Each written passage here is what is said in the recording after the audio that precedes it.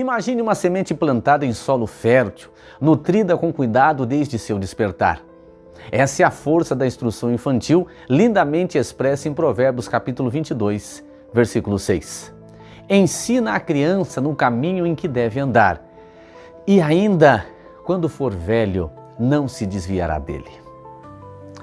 Essa sabedoria ancestral nos convida a mergulhar na mentalidade judaica que compreendia a urgência e a beleza de apresentar a lei do Senhor nos primeiros raios de consciência da criança. Investir no ministério infantil é um semear de esperança e um colher de um futuro de fé inabalável. Agora, contrariando o senso comum, a mente infantil floresce muito antes do que imaginamos. Freud já nos alertava que as raízes do desenvolvimento intelectual se estendem para além dos 3 anos de idade. E o renomado biólogo e psicólogo suíço Jean Piaget nos oferece um mapa surpreendente dessa jornada. Desde o estágio sensório-motor, que significa do nascimento, aos 2 anos, onde cada toque, cada olhar e cada movimento tecem a base do aprendizado, até o florescimento do estágio das operações formais, a partir dos 12 anos, onde o pensamento abstrato ganha asas, a capacidade de aprender pulsa desde o alvorecer da vida, evoluindo em uma dança constante com o tempo. Uma descoberta que redefine nossa compreensão da mente em desenvolvimento. No Antigo Testamento, o processo de aprendizagem de uma criança judia era profundamente enraizado na fé e nos costumes familiares, com forte ênfase na transmissão da lei de Deus e da história do povo de Israel. Podemos destacar os seguintes aspectos. O primeiro aspecto seria o aprendizado centrado no lar, aonde acontecia os pais, como era colocado como os pais, como os primeiros educadores. A principal responsabilidade pela educação dos filhos recaía sobre os pais. Em Deuteronômio, capítulo 6, do verso 6 ao 7, ali ordenava-se que ensinasse diligentemente os mandamentos aos seus filhos em todos os momentos. Outro aspecto era a instrução oral e prática. O aprendizado ocorria principalmente de forma oral, através de conversas, histórias e repetição dos ensinamentos.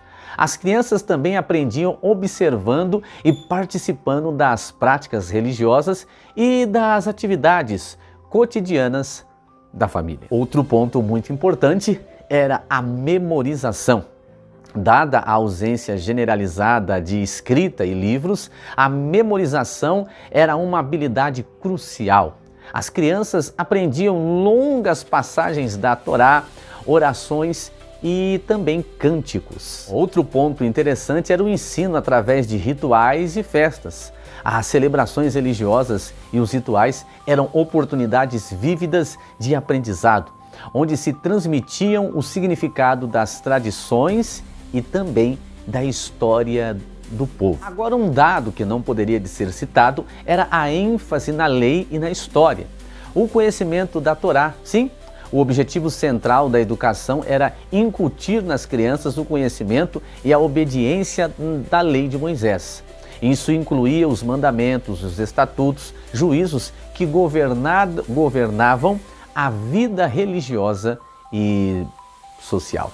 Outro ponto muito revelador era também ensinar as crianças em relação à história do povo. Sim, as crianças aprendiam sobre a libertação do Egito, a jornada pelo deserto, a entrega da lei lá no Sinai e as conquistas e desafios da história de Israel, fortalecendo uma identidade como parte do povo escolhido. Agora, o desenvolvimento de habilidades práticas, sim, o aprendizado de ofícios incluía, sim, esse desenvolvimento, além da instrução religiosa. Os pais também ensinavam aos filhos suas profissões e habilidades práticas necessárias para a vida, como a agricultura, o artesanato, como também o comércio. Agora, a educação formal, sim, em menor escala e posterior. Lá na sinagoga, com o tempo, as sinagogas se tornaram, sim, centros de aprendizado comunitário, onde os meninos mais velhos podiam receber instrução formal nas escrituras e na tradição oral por escribas e líderes religiosos. Lembra de Jesus? Quando aprendia na sinagoga, bem novo? Isso remete a esse tempo. Agora, as escolas de profetas. Em alguns períodos, surgiram escolas associadas a profetas, onde jovens eram instruídos nos caminhos do Senhor e em habilidades de liderança. Agora, em resumo, o processo de aprendizagem de uma criança judia no Antigo Testamento era um processo imersivo e contínuo, com o lar como o principal centro de ensino.